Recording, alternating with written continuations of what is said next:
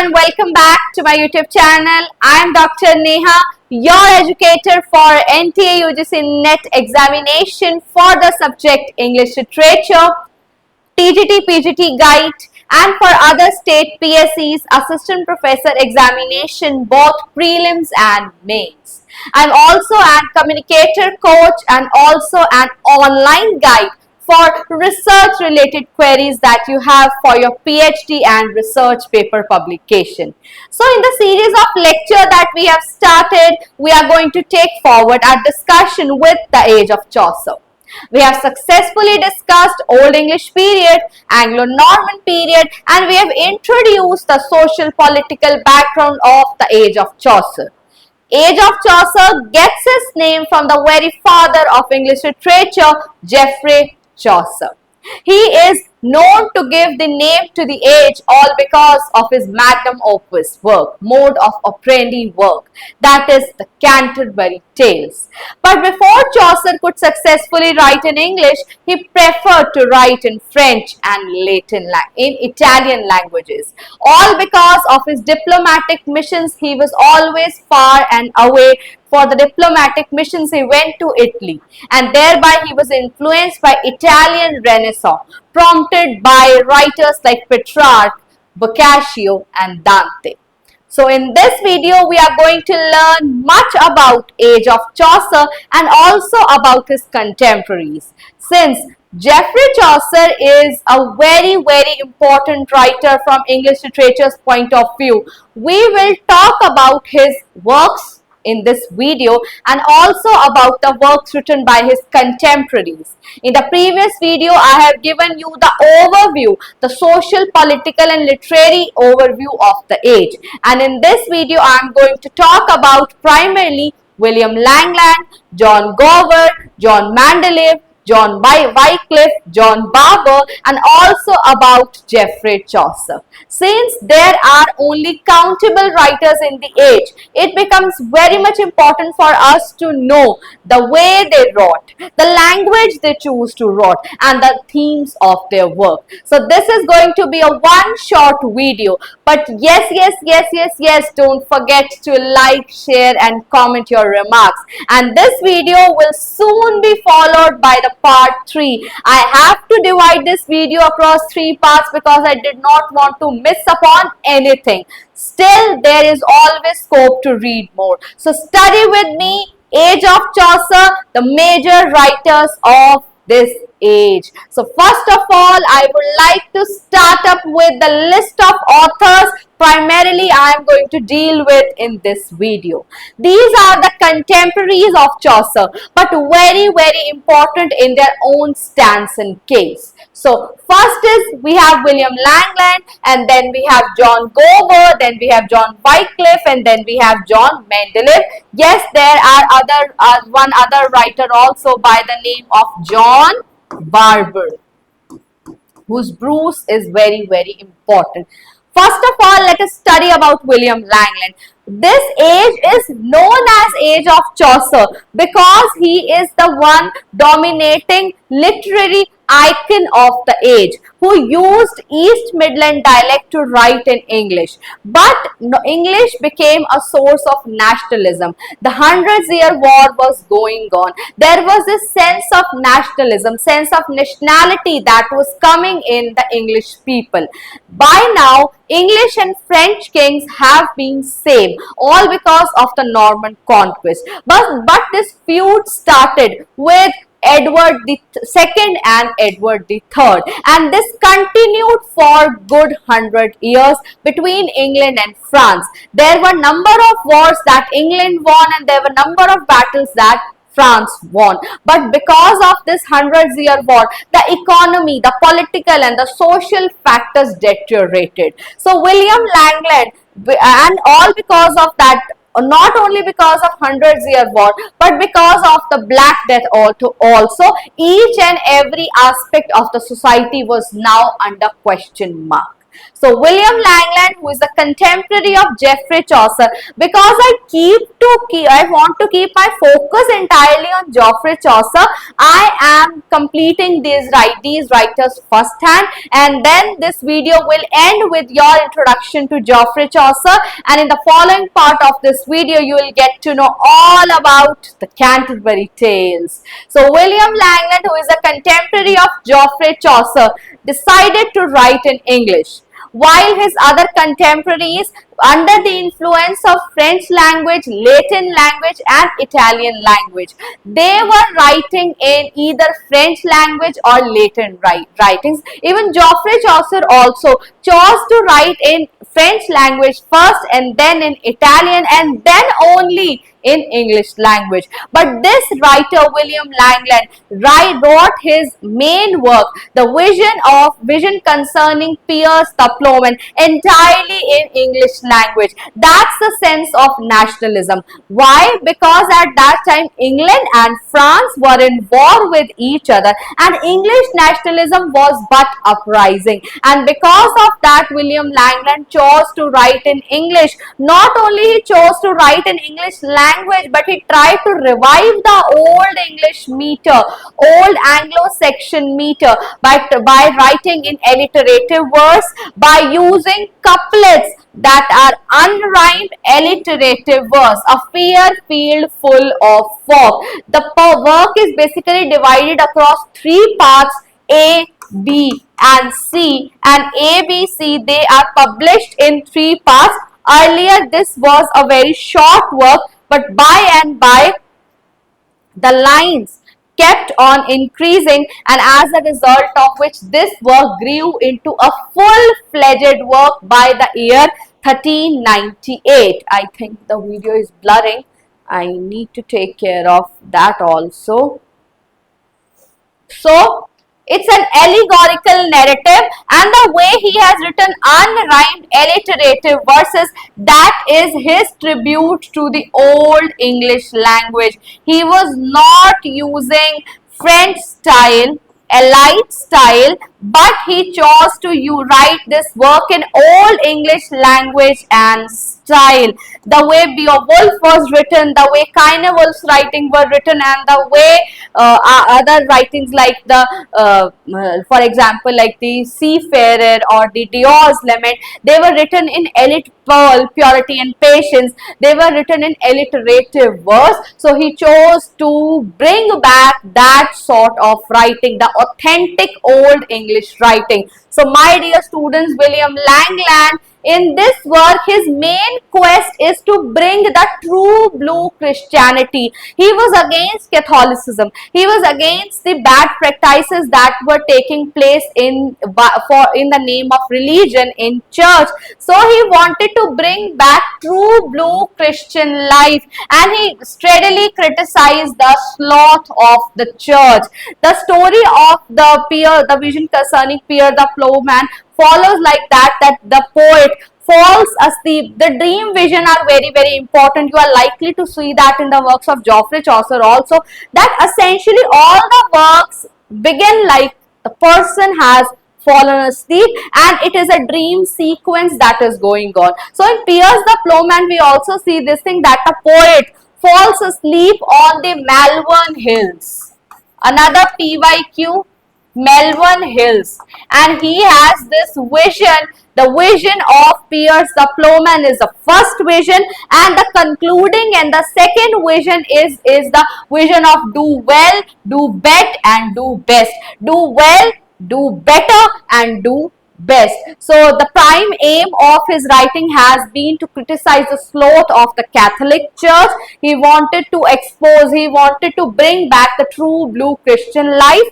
Because of the Black Death, because of the pardoners, because of the many corrupt people, many corrupt clergy, the true Christianity was losing its essence. And the same idea, the same quest can be seen by the actions of John Wycliffe also, who is known as a morning star of Reformation. He had been the theologian and he enunciated the Lollards movement, and there was this need that because Bible was essentially written in Greek, Hebrew or Latin languages. No English translation was available. Because no English translation was available, the English masses had to depend on clergy in order to get the Bible, the ideals of the Bible, the teachings of the Bible translated to them in English language. That's where this corruption happened. The pardoners or the summoners, what did they do? They translated it in own favor. In order to listen to the pardons,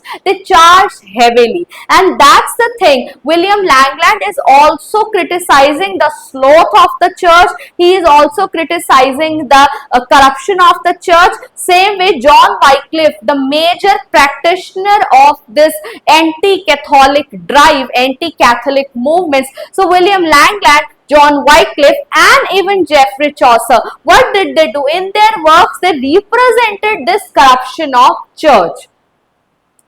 The work is divided across three parts, A, B, C. A is the shortest part of 2500 lines, then B is 7200 lines and C is 7300 lines. This is the longest, this is the shortest, but that's what you must know. In the exam of NTA UGC NET exam, you are likely to see the chronology based questions. So you will get to know, you will have to place William Langland's Piers the Plowman or the vision of the Piers containing Piers the Plow concerning Piers the Plowman. So a vision of William the Langland concerning Piers the Plowman. So they are likely to be asked in the chronological manner. You need to know that this work, this person, this writer, this work, this theme belongs to the age of Chaucer. So that's all. And at the end of this work, Piers appears as a good Samaritan, and they were in this work we have this very well known famous alliterative works like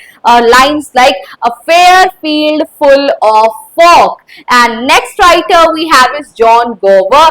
See, Piers the Plowman is one work that you must study well in detail from online sources, because on YouTube channel, primarily on YouTube videos, it is not possible to touch upon each and every work, each and every writer in that detail. So we are touching upon the major questionable aspects, major known aspects. So do rely on us, but there is always scope to study more. I always say this thing. So John Gower is another contemporary of Geoffrey Chaucer, but John Gower is a man of means. He's a man of court. He favored king. He favored king's decision to impose taxes that led to the peasants' revolt. He was against peasant revolt, but he was in favor of the king. John Gower has primarily written in three languages, just like, and Chaucer called him Moral Gower. He aimed to give a moral, and he wrote works specifically on the request of kings. I told you he was a man of means. So John Gower wrote in French language, Latin language, English language, and the work that he has written in French language is Mirror de l'Homme or Speculum Medentis. That's the initially the first work to be written, but last to be published. It was only in the late centuries that we got to know that this work has been written by John Gower. His Latin work that is very, very important, title with Voice of One Crying Out, Vox Clementis, Confessions of a Lover, written on the request of King Richard II. King Richard the second की request पर John Gower ने work लिखा है Confessio Amantis, and Geoffrey Chaucer called him moral Gower. Then we have John Wycliffe. John Wycliffe is a Christian, is a church theologist, and who studied at Oxford University. He protested against Catholic Church, and the moment that he propagated and the moment he favored is the Lollards movement. Lollards movement is primarily the movement that aimed to bring the Holy Bible into the hands of the masses. Earlier, this Bible was written originally in Hebrew, Greek, and Latin. And these classical languages, these masses did not know. These masses knew English languages. So he took on in his hands that he will translate Latin Bible into English Bible, Vulgate Bible, Saint Jerome's Bible into English Bible, so that it become handy for English people to know the essence of true Christian religion. So he translated Bible. John Wycliffe was educated at Oxford University, but because of his acts against the religion, he was primarily murdered and his ashes were thrown away. So as a result of which, John Wycliffe is a very important question. He is known as the morning star of Reformation because he wanted to reform the church. Morning star of Reformation. He was the one who raised his voice against the corruption of the church. So John Wycliffe, John Gower, William Langland, these are primarily the contemporaries of Geoffrey Chaucer. We have another contemporary explorer and a knight, that is John Mendeleev, who is known for his work, The Travels of Sir John Mandeville. He is a knight and his works are primarily the compilations and his own travel. He compiles the travels carried out by famous people like Friar Ordonic, Armenian travels जो होते हैं, Marco Polo के travels जो थे, उनका compilation है ये work, और साथ साथ कंपाइलेशन है उनके खुद के ट्रेवल्स टू यूरोप, एशिया। तो ये सब उनके वर्क में देखने को मिलता है, the travels of sir John Mandeville. And then we have another Scottish contemporary to Geoffrey Chaucer, that is John Barbour, whose famous work is Bruce, and this work is divided, it's a historical work.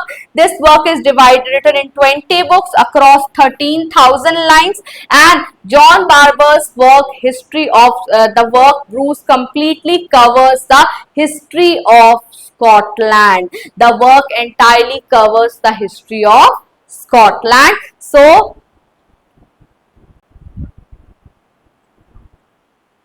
these are the contemporaries of Geoffrey Chaucer.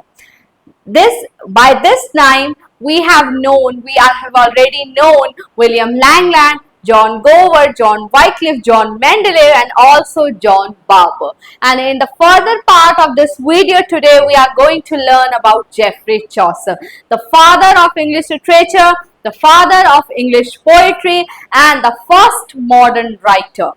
Geoffrey Chaucer is known as a late medieval writer because when he started wielding his pen, when he started to use his pen, he brought revolution, he brought nationalism. His main work, the Canterbury Tales, is primarily known to be the first ever work written in the modern English language. He lived through the reigns of three kings, that's a PYQ. First is King Edward III, Richard II, and Henry IV. He is the one who has witnessed the Hundred's-Year War. He was born to a wealthy wine merchant. He himself became a civil servant, a diplomat who went on the diplomatic missions to other countries like France and Italy. He had been the veteran of war. He had participated in Hundred's-Year War. He was kept also. So King Edward III had to pay heavy amount to get him released, and he is the first to acquire Poets' Corner in Westminster Abbey. He married Philippa Royd, whose sister had been the wife of John of Gaunt, who became his patron, and the death of whose wife, Duchess of Lancaster, Duchess Blanche of Lancashire, in his work A Book of Duchess. So Geoffrey Chaucer had been the son of a wealthy wine merchant. He had been on diplomatic missions. He had been on diplomatic missions to France, Italy. He is the one who was inspired by Italian Renaissance, and he is the one who is known as the father of English literature. So his literary works are primarily divided across three parameters: French period, Italian period and English period. In his early years, he preferred to write in French language because during that time English literature was influenced by French language.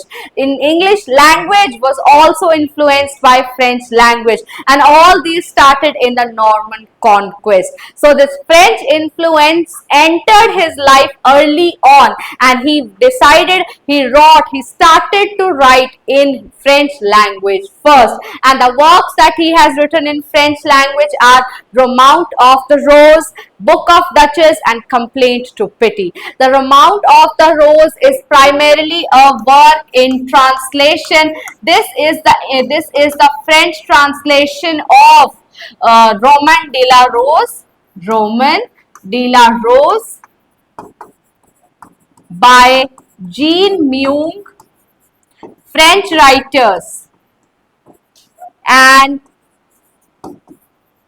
de Loris, Gouliard de Loris. So Romaunt of the Rose is dream allegory. It's a work in translation, and it's a first work written by him in French language. It's a work of translation, I tell you. Second, we have Book of Duchess. Book of Duchess is an elegy written for the death of Duchess of Lancaster, also known as Duchess Blanche of Lancashire, who presumably died in the year 1368 or 1369. She was the wife of John of Gaunt, who was the patron of Geoffrey Chaucer, and Book of Duchess has been written on the request of John of Gaunt, the Duke of Lancaster, who asked him to write an elegy for his late wife Duchess Blanche, Duchess of Lancaster. PYQ has been asked so many times. Here he employs the imitation, here he employs the symbol of chess where the king has lost his queen. So Book of Duchess, that's also very important work, asked so many times. Then we have Complaint to Pity, when towards the end of his life, towards the end of his political career, Geoffrey Chaucer's complaint to his purse, to his empty purse, when he had no so much of money to fulfill his daily requirements, as a result of which his complaint was actually listened and he was paid pension by the royal court. And then we have Italian period. In Italian period, he traveled to Italy for diplomatic missions, and also he was influenced by early Italian Renaissance, wherein he was influenced by Dante, Boccaccio, and Petrarch. In this period, we have works like Troilus and Cressida, the Legend of Good Women, the Parliament of Fowls, and House of Fame. So there's a hint that I'm giving you. His French period is about RBC, Romaunt of the Rose, Book of Duchess, Complaint to Pity, Red Blood Cells, RBC, French period, and all the other works that belong to the Italian period. And last is the English period, in that we only have one work, the Canterbury Tales. So Italian period is actually written under the influence of the travels that he made to Italy, and he was influenced by Italian Renaissance. Troilus and Cressida has the background of the Trojan War. The work is written in rhyme the royal, also known as Chaucerian stanza. It's a 7-line stanza following the rhyming meter of A, B, B, C, C. 7-line stanza, because this stanza structure was employed by King James I of Scotland, King James I of Scotland. This was first used by Geoffrey Chaucer, and it was after that it was employed by King James I of Scotland, because it is a king who used it in the King's Square. It came to be known as Rhyme Royal, but Rhyme Royal is also known as Chaucerian stanza. It's a 7-line stanza, and Troilus and Cressida. The work deals with the Trojan War, in which the lover goes to participate in the war, and his beloved Cressida turns unfaithful. She has this flickering nature that she marries somebody else but is in love with somebody else. So unfaithfulness of a lady is talked about here, talked about the nature of women who are faithful. So this work enraged that Chaucer has defamed women. The goddess Alceste, goddess, she is a goddess who came in the dream of Geoffrey Chaucer and told him that you have defamed women. This lady, this goddess, made Chaucer to realize that in his work Troilus and Cressida, he has in general talked about women, and in general he has defamed the nature of the other sex, that is women. So as a result of which he rectified his own ideas and he wrote the Legend of Good Women, wherein he talks about 10 antiquary ladies, 10 antiquity women who are very virtuous, and he has talked about those 10 women in his work, The Legend of Good Women. The Legend of Good Women is an incomplete work wherein he decided to write 18 parts, but he could complete only 9. He could complete only 8, and 9 was just in writing when he passed away. So Troilus and Cressida, and this work is known to have given birth to a Palinode. Palinode is a literary device. Palinode is a literary device wherein an author reverts his own idea. Troilus and Cressida, he is showcasing a woman who is unfaithful, and in the Palinode he has written the Legend of Good Women. And the queen that came in his dream is Queen Alceste, and the background is Trojan War, and the style is Rhyme Royal. So make sure you are making notes along with that. The Parliament of us, and if you are liking the way we are taking up Geoffrey Chaucer's age, please do like this video. Then we have the Parliament of Fowls. Parliament of Fowls is an early example of beast fable. This is a parliament in which Saint Valentine, on the wrist of Saint Valentine sits a white eagle, and other 3 eagles, they revolve around in order to impress that white eagle.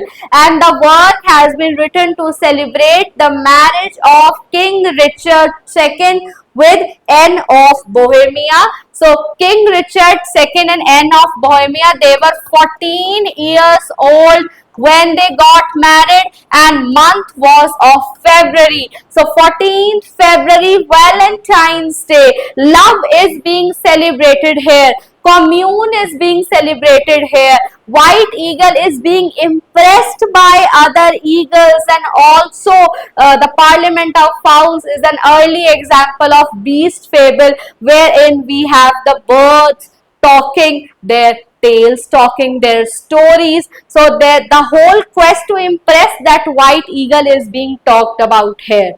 So next we have House of Fame. House of Fame is well-known work just after the Canterbury Tales. Very important. So House of Fame is the masterpiece of comic fantasy in which the author dreams of being picked up by an eagle, and he is dropped down to a glass palace, wherein he sees fame. Fame is of fickle nature with so many tongues, so many eyes, and this glass palace. And the idea is completely parodied and taken from Dante's Divine Comedy. And House of Fame is known as a masterpiece of comic fantasy. What are the three kinds of people that he meets in the House of Fame? First is people who wanted fame but do not want to work. People who wanted first are the kind of people who wanted fame but do not want to work. Second kind of people are who wanted fame and wanted to work also. Second kind of people wanted fame and work. They just want to work for the sake of fame. First are the kind of people who wanted fame but do not want to work. Second are the kind of people who wanted to work just for the sake of fame. And third are the kind of people who wanted to work and do not intend to gain fame. So fame essentially meets these kind of people who wanted to work and work day and night but do not wait for the reward. They do not want to work for reward. They want to work for the sake of work. They want to be better at work always. So fame is of fickle nature. It keeps on shifting people, but it essentially shifts to those people who want to work by complete their modes and means. And last important work is The Legend of Good Women. He intended 19 tales but could complete only 8 tales, and 9th tale was under writing when he passed away. So Legend of Good Women is very important work. It's a Pellinore to Troilus and Cresside. So this is how we are going to study Geoffrey Chaucer's The Canterbury Tales. Another video that will soon be uploaded, the part 3 of Age of Chaucer, will entirely be dedicated to the Canterbury Tales. Hope you have enjoyed completing this age with me, completing the major writers of this age, and we are left with one important work that we will do in our next video. So on that note, I request you people to do like, share and comment on this video, comment your remarks, and if you want me to take up subtopic that you are likely to be doubtful about, do let me know in the comment section below what we are here for. We are here for WinNet 2026. Thank you.